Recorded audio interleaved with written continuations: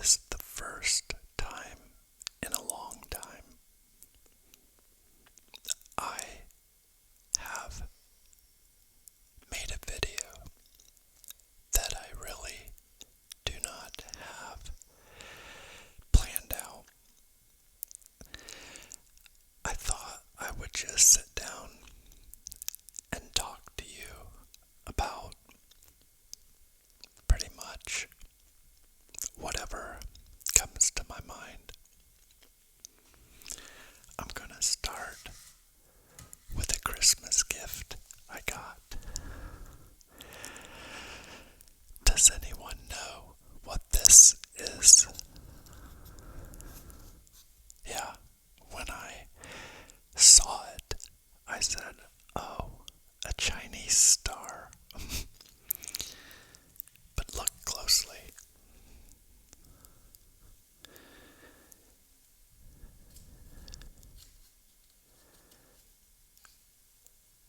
This is 5 $100 bills folded into an origami shell. Star, not shell. I guess there are some shells shaped like stars, maybe. Nah, probably not. There's a starfish. Yeah, this was an interesting gift because I got a call on Christmas Day, and it was from an old lady client of mine. I helped her with the house that she bought recently, and I also helped her sell her old house. Well, she called me and said, I've got a gift for you. I want to bring it by. What's your address? And I thought, what? I figured she might have baked something because she's like 80 years old. And she literally walked up as she was walking to my door. She was walking just like this, like holding it like right here. And I said, oh, a Chinese star. She said, Derek, that's a Chinese star made out of 5 $100 bills. And I thought, oh my God, I actually take that back. She said it's made out of $100 bills. Now, I'm only guessing that there's 5 there, but I've never unfolded it to know. But I do see serial numbers, and they look like all different serial numbers. But then I can't see the whole serial number, so I just don't know. But I don't know, I just hate to unfold the dang thing because it's so dang cool. What would you do? I could wait till next Christmas and just re-gift it. It's interesting. It's interesting that she thought of me to bring it to me. I made really good money by helping her, but I obviously made an impact with her. I became special to her, special enough that she did that. Keep in mind, I did not get her anything. I'm the one that made all the money. Yes, she got a new home and she was able to sell her other home. I mean, she got value from it, but it was completely unnecessary, and it's not very common. I mean, I get like bottles of wine or gift cards to restaurants, you know. Those are pretty common, but usually that happens like at closing. But this was something that was really special. She was really sweet. I mean, just a sweet old lady. It was interesting. Anyway, it made my Christmas to know that I helped her that she wanted to do something above and beyond just paying me for my services. Yeah. I also had a friend of mine over for Christmas. I've spoke to you about him before. He's 90 years old. He's a retired attorney, and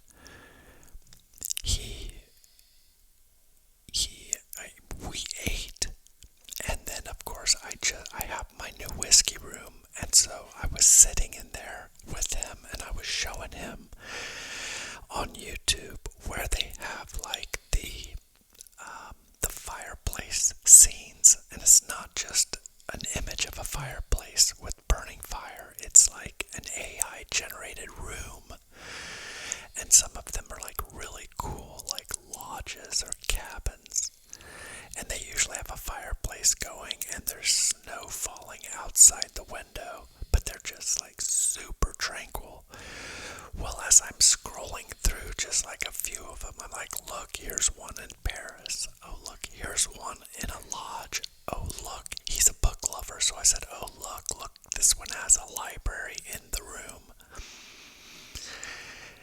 And when he didn't respond to the library, I looked over and he was asleep.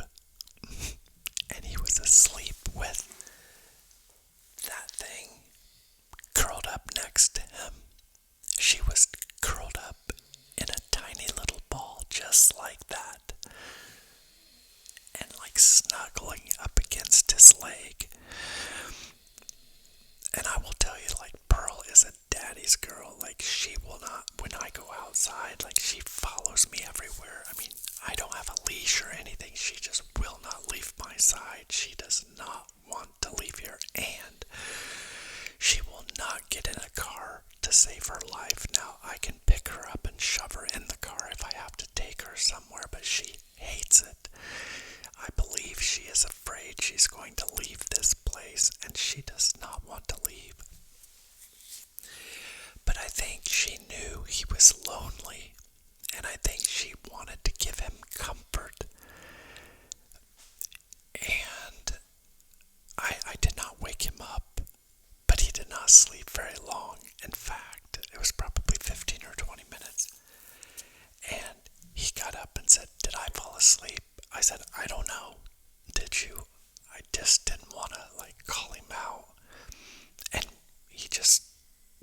we didn't even talk about it again. That's, like, all that was said about it. He stayed about 4 hours from the time he got here we ate until the time he left. It was about 4 hours. And we talked about a ton of stuff. And when he left, he said, "Derek, this was the best Christmas I have had since I lived with my mother and father." This man has never been married. He never had kids.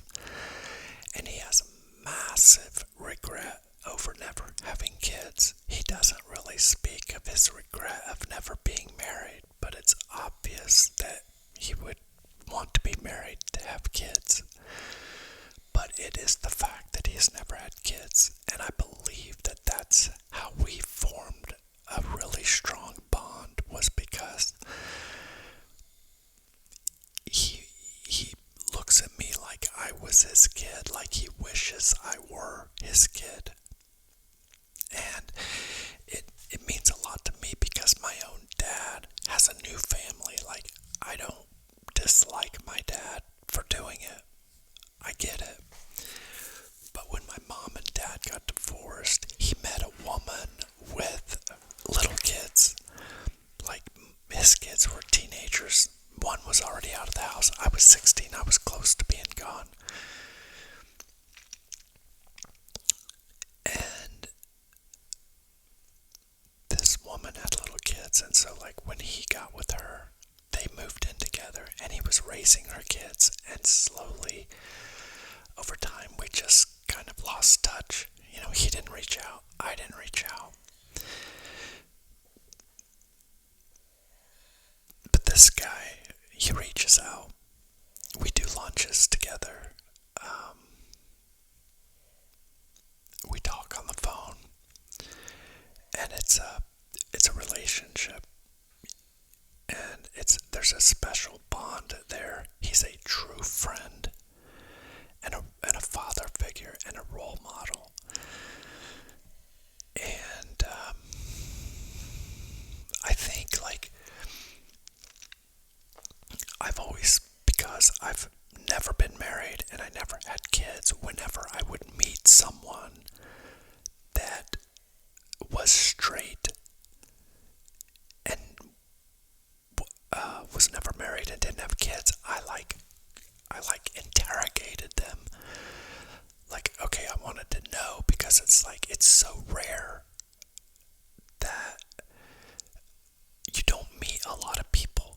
I meet a lot of single guys, don't get me wrong, but most of them are divorced and paying child support. I don't have a single friend other than him and another old guy that I know he's like probably 73, 74, but he's in way worse health than my friend Ed.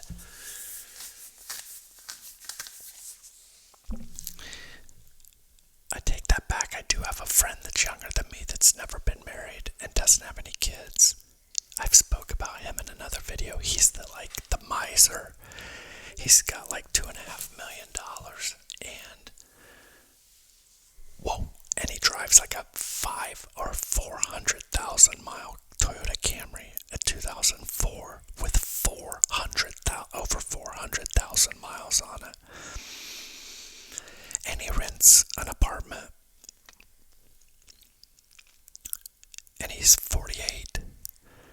And I've tried to tell him, look, dude, you've got to live before you die.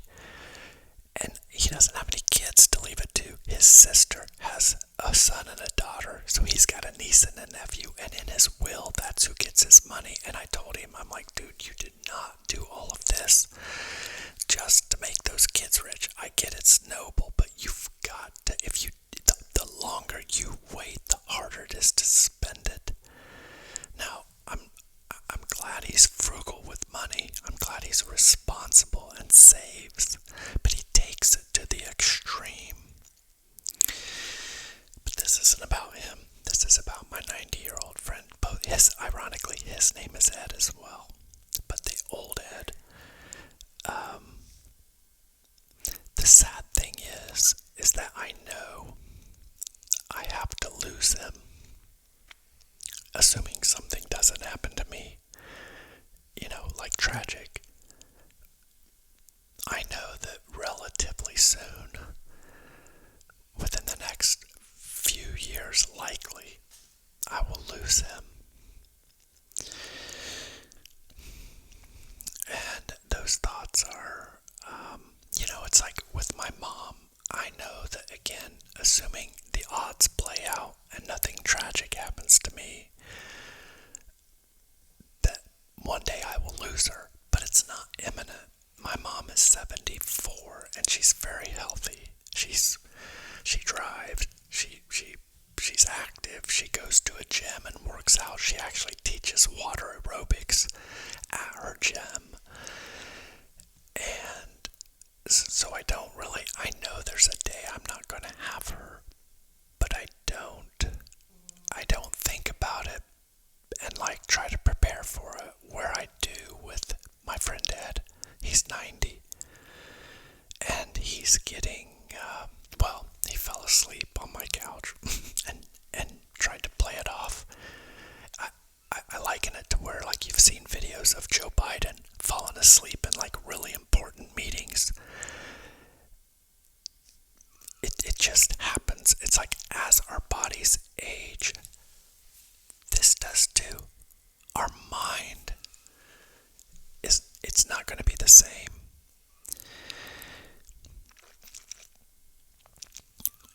And it's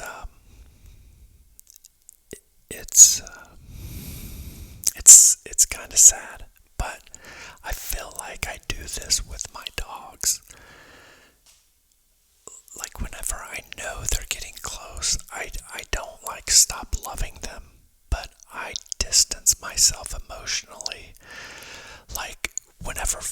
rebellion gets bad, I'm sure I will just like pour even more into Pearl.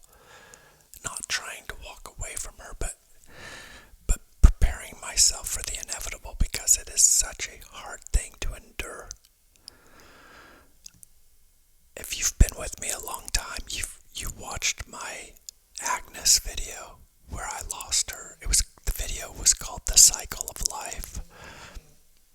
And she was the first dog that I had videotaped from like her birth. I didn't watch her be born, but I had a video from the people that had her from when she was like probably 3 days old, all the way up to the time that I got her, all the way through the time that I had her, and all the way to the end. And I even videotaped her euthanasia because I had a company called LAP, L-A-P, LAP of Love, come to the house to do it because I didn't want to take her anywhere because she hated to go to the vet. Just like Pearl, I would never take her for her last moment on this earth. I would want it to be in her bed, I want her to go in her favorite place.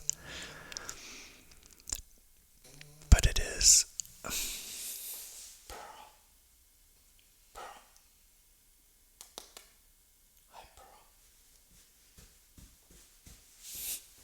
Okay, trying to get her to stop snoring.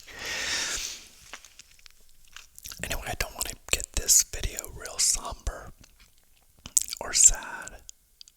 I'm just trying to make a point that sometimes in life, just being a good person and just doing the right thing will lead to things that you can never expect. Me showing interest in this 90-year-old man's life when he was 70. I've known him for 20 years.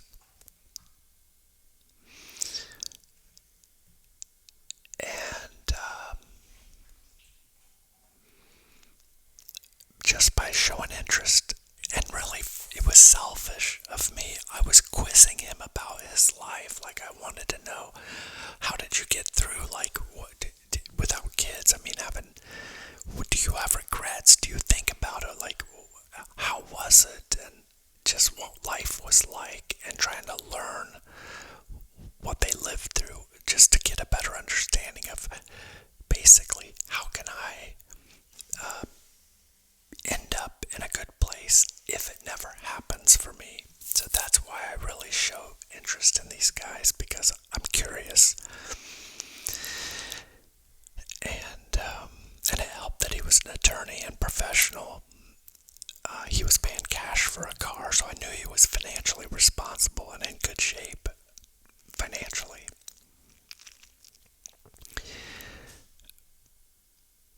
And just like the old lady that gave me the Chinese star, the Chinese star of money. You know what's cool is this, the center star too. It has the center. So you've got the outer star and the center star. It's so cool. Anyway, I didn't even know, like, I made that level of impact with her. But I just did what was right. I treated her with courtesy and kindness and professionalism, and I took the job very serious. I stayed in touch with her. I always made sure her financing was going well on this, because she was getting a loan. I did things right. I coached her where she had questions, and I think I just made her comfortable, but I got an extra $500 for doing it. And more than that, I got the comfort in my heart to know that this old lady cares about me. And, yeah, it's really something. It's good to have those examples of karma, basically giving good to the world and getting good back from it. But along with getting close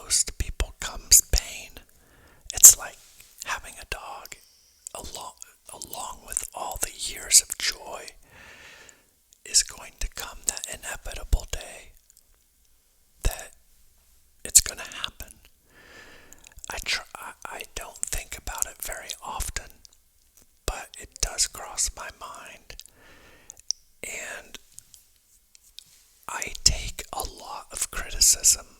I've even taken criticism in the comment sections for a video I made talking about money. And when I talked about people traveling, I called it making memories. Because when they go on vacation, I mean, again, you come back and you spent all that money, and what you have is a memory of it. All the money is gone, but you have the memory. And I wasn't being critical. I was just kind of explaining that that's the way it is. You know, where if you invested the money, it's growing and growing and growing, and then, you know, it doubles every 7 years in just a traditional S&P index fund. That was how I was explaining it in relation to travel being expensive and taking a lot of it causes a lot of people to stay poor. But I get a lot of criticism, even like from my family, from co-workers that take vacations. Oh man, I can't believe you don't take vacations. I'm like, listen, if you got to curl up next to that thing every day, and she's 2 years old now, so the most likely odds, like if it was a wager in Vegas, the number 12 would get the most bets, because it would be the highest probability that that's how old Pearl will live to. 8 to 15. I mean, labs are kind of all over the map. I'm hoping that because she's smaller, she's going to live a lot longer.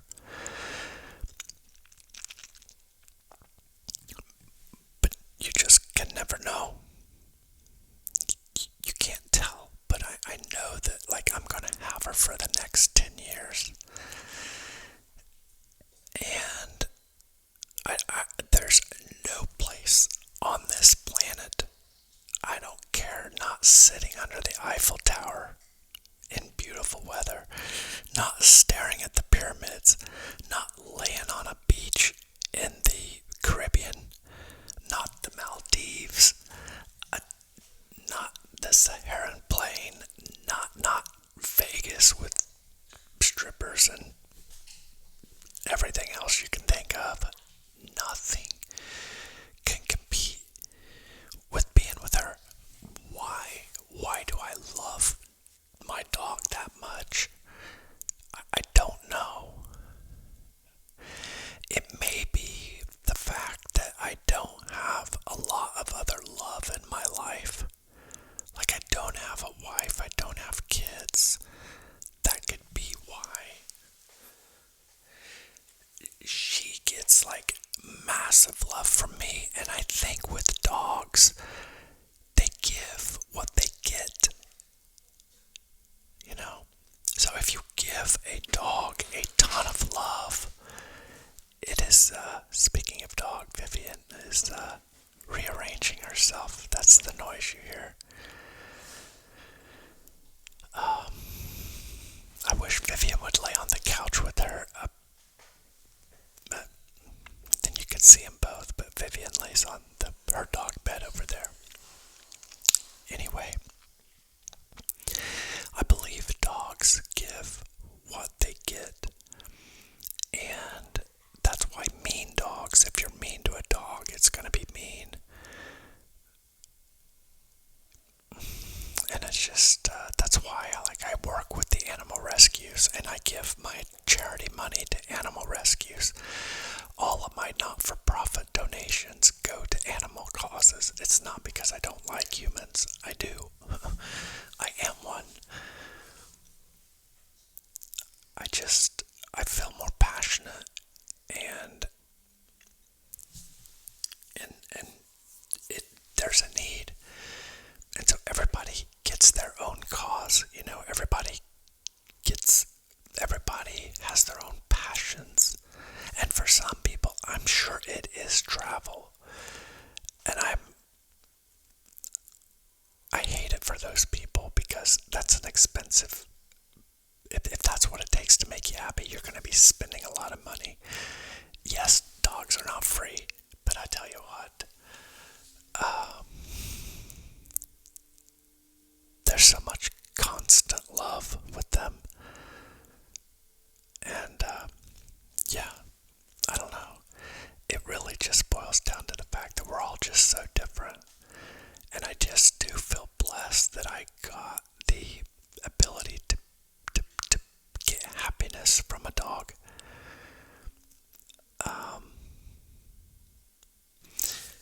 That reminds me of a saying I heard. I think I've got it on my screen here somewhere.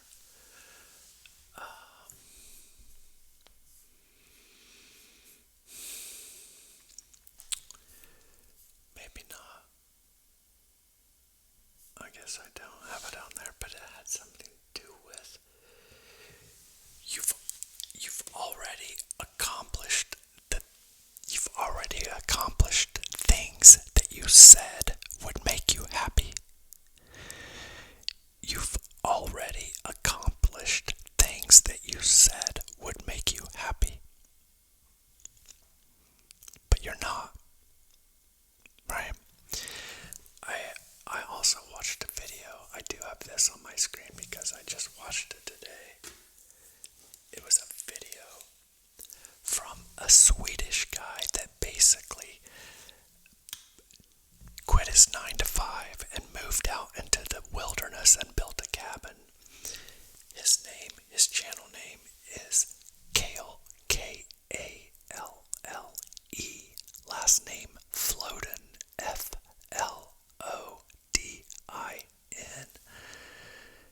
He has 285,000 subscribers, and this video is called Living My Dream Life, but Still Unhappy.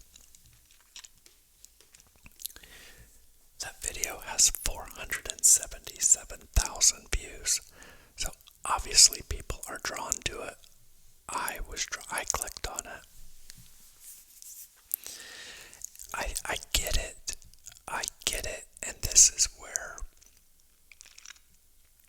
I think that no matter what we do, the human condition is suffering. You know, if you get, I've heard it said, like, people that want a pool table, they get a pool table and they play it like every day for a month, and then they play it a couple times a week, and then they play it once a week, and eventually it's in the house and they just use it to fold laundry on. Or a guy gets his dream car and he drives it all the time. He's showing it off all the time, and then eventually it just sits in the garage. I mean, you hear about the old barn finds, right? You find these classic cars in these barns. That's what happens. Just people get tired of driving them. It doesn't satisfy you anymore. How many times have you went shopping and you got an outfit that you just felt like $1 million in for a time or two, or 4 or 5, and then eventually you wanted something new because that just didn't make you feel good anymore? It's very difficult to find happiness.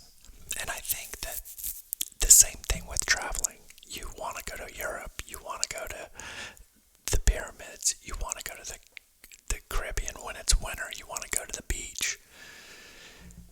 And these memories, they help for a moment. They feed, they make you feel better, but then you come home and it goes away, and you have to find something. You got to plan the next trip. It's like another dose of happiness for you. And that's why I feel like the best thing you can do is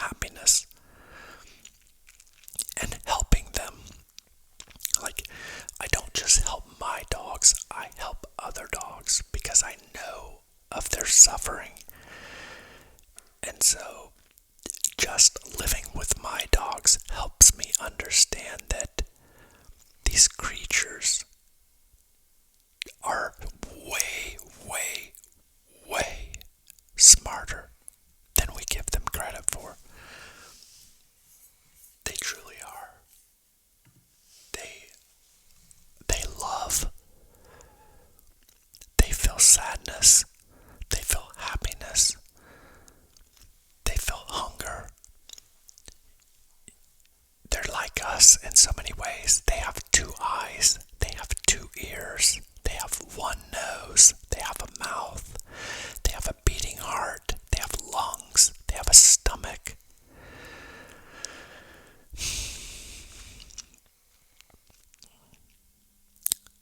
They deserve to be treated gentle. And sadly, I really think all creatures do. But the ones that we eat for food,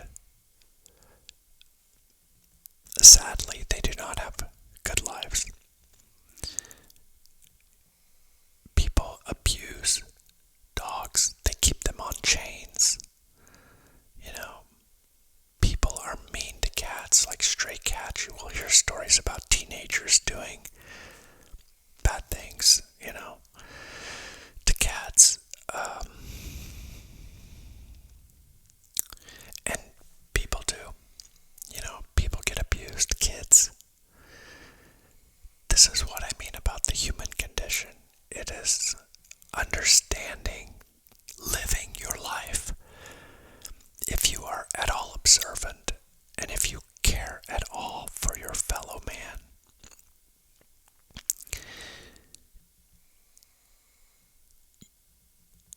you have to accept that at any given moment, the amount of atrocities that are occurring on this planet, it's astounding.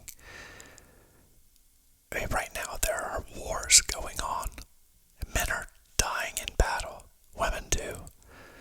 Slavery still exists on this planet. Many countries still practice it. Trafficking is an issue. Things that I can't mention in this video are going on. Dogs are on chains. Or worse. And so, you try to block all that stuff out. You try to block all that stuff out and distract yourself with the things that are good, because there's a lot that is good as well. So as a human, I think that you have to, if you're going to be noble and good, you are going to have to set a goal. In your lifetime, make it a goal to find a way to end as much suffering as you can. And then also understand that you are going to have, because you don't want to be naive to it. You don't want to pretend none of this stuff is going on, and you don't want to close your eyes to it. You need to be exposed to it sometimes. You need some exposure to it, because you need to know where you need to know the world you live in, and you need to know these things so that you can allow your heart to be moved wherever it determines it's going to guide you, so that you know that is where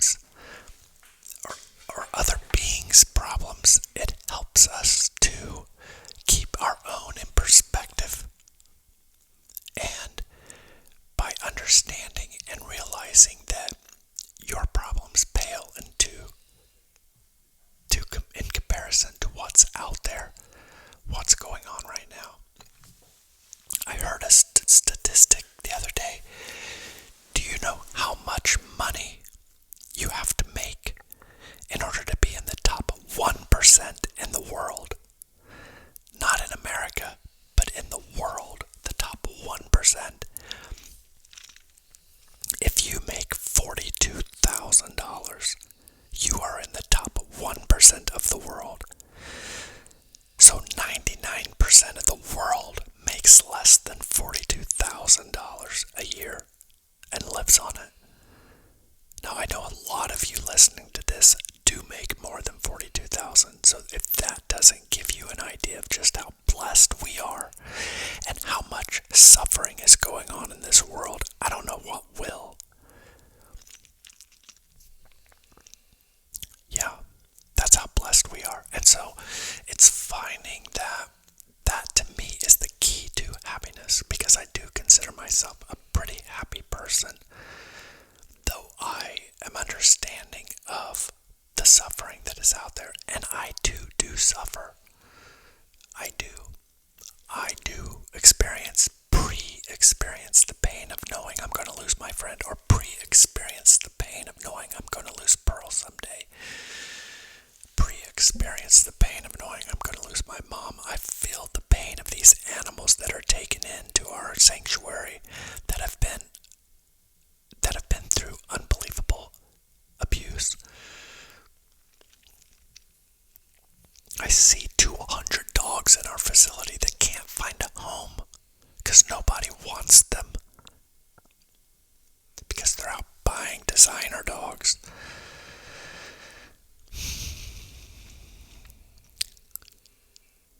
So yeah, I feel pain. I feel the suffering. I put myself through physical suffering by working out.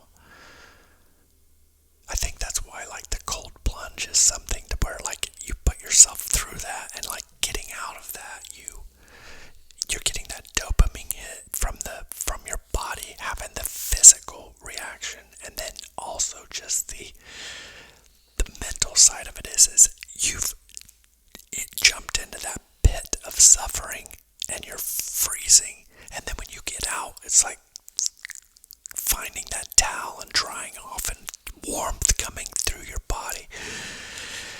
It allows you to feel that extreme difference between pleasure and pain, and gives you appreciation. As soon as you get out, you're happy you can get out of it. It's like purposeful pain, you know. And I just think that we just have to go through it. I don't know why. You know, most of you know that I don't subscribe to any of the mainstream religions, the popular, the Christianity or the Islam or Hinduism or Buddhism. I just believe there's something out there, and I don't know what it is. I just see the complexity of life, and I believe that something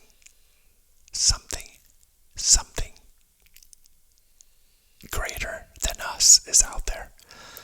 And I don't know, and I just try to be a good person. I live as if there is something that someday after this life, maybe, just maybe, the energy will leave my body and it will go somewhere, and maybe I go to another place, or maybe it's over.